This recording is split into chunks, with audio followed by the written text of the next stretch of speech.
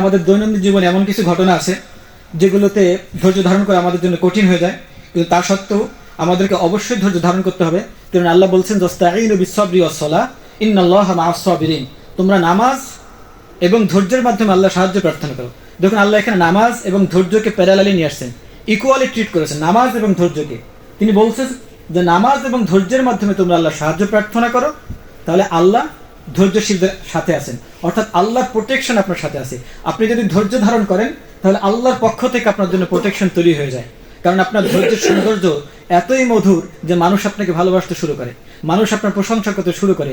মানুষ বলে যে এই লোকটা অনেক সুন্দর, এর বিহেভিয়ার অনেক সুন্দর, এর ক্যারেক্টার অনেক সুন্দর, মানুষটা অনেক ঠান্ডা, মানুষটা কাউকে কষ্ট দেয় না, মানুষটা কাউকে ব্যথা দেয় না, কাউকে অপমান করে না। এই যে একটা সুন্দর গুডউইল আপনার তৈরি হয়, এই গুডউইলটা হচ্ছে একটা অ্যাসেট। একজন ব্যবসায়ী যদি এরকম গুডউইল তৈরি হয় তাহলে তার ব্যবসা কয়েক গুণ বৃদ্ধি পাইতে পারে।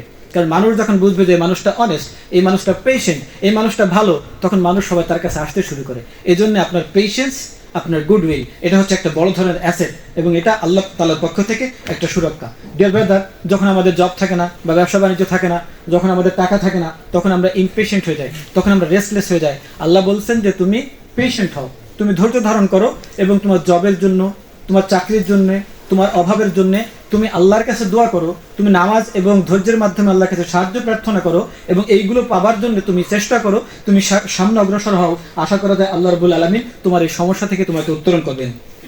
দ্বিতীয় হচ্ছে, যখন আমরা কাজের প্রেসারে থাকি তখন আমরা পরিবারের সদস্যদের সাথে খারাপ ব্যবহার করি, আমাদের স্ত্রীদের সাথে খারাপ ব্যবহার করি, বা স্ত্রীরা স্বামীদের সাথে খারাপ ব্যবহার করে, আমরা সন্তানদের সাথে খারাপ ব্যবহার করি, বা সন্তানরা আমাদের সাথে খারাপ ব্যবহার করে, অথবা আমি যেখানে জব করি, যেখানে বিজনেস করি, তো অধস্তনদের সাথে আমি খারাপ ব্যবহার করে ফেলতে পারি। এই জন্যে যখন আমরা এই কাজের প্রেসারে থাকবো তখন আমাদেরকে ধৈর্যশীল হতে হবে।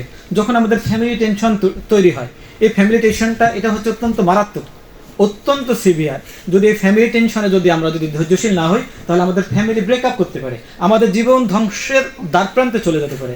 যখন আপনার ওয়াইফের সাথে আপনার সমস্যা হয়, আপনি যদি রাগের মাথায় অনেক কিছু করে ফেলেন, সমাজে এরকম অনেক মানুষ আছে না যে রাগের মাথায় তার ওয়াইফকে ডিভোর্স দিয়ে দেয়, এরকম বহু লোক আছে।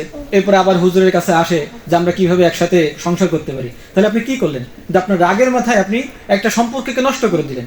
আপনি রাগের মাথায় আপনার সন্তানকে আপনি গালি দিচ্ছেন, সন্তানকে বাড়ি থেকে বের করে দিচ্ছেন, অথবা রাগের মাথায় আপনার সন্তান আপনার বাড়ি থেকে বের হয়ে যাচ্ছে।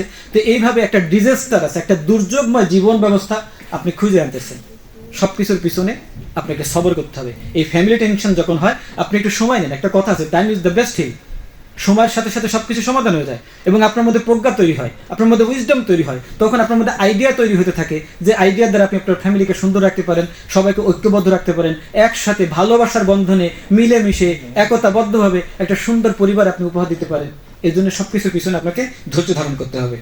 এরপরে যখন আপনি খারাপ লোকের সাথে যখন আপনি ডিল করেন, অসাধু লোকজনের সাথে যখন আপনি ডিল করেন, তখন আপনাকে ধৈর্য ধারণ করতে হবে। কারণ সে আপনাকে বিভিন্নভাবে আপনাকে প্রতারণার শিকার করতে পারে, সে আপনাকে ঠকাতে পারে। তো এই সকল লোকের সাথে আপনার উচিত হচ্ছে এই সকল লোকজন যাদের সাথে আপনি পারবেন না তাদেরকে অ্যাভয়েড করা। এই সকল লোকদেরকে অ্যাভয়েড করা, তাদের সাথে ডিল করা আপনার দরকার নাই, বরং আপনি তাদেরকে রিয়েলাইজ করতে দেন যে তার এই সকল সমস্যার কারণে আপনি তার সাথে ডিল করতে চাচ্ছেন না, সে একজন প্রতারক। তার এই প্রতারণার কারণে আপনি যদি তার সাথে ডিল করতে চান, তাহলে আপনি প্রতারণার শিকার হতে পারেন। তাহলে আপনি তার থেকে দূরে থাকেন, এবং তার জন্য যদি আপনার মন চায় আপনি তার হেদায়েতের জন্য দোয়া করতে থাকেন। কিন্তু এই সকল লোকদের থেকে আপনাদেরকে দূরে থাকতে হবে একটি সুন্দর জীবনের জন্য।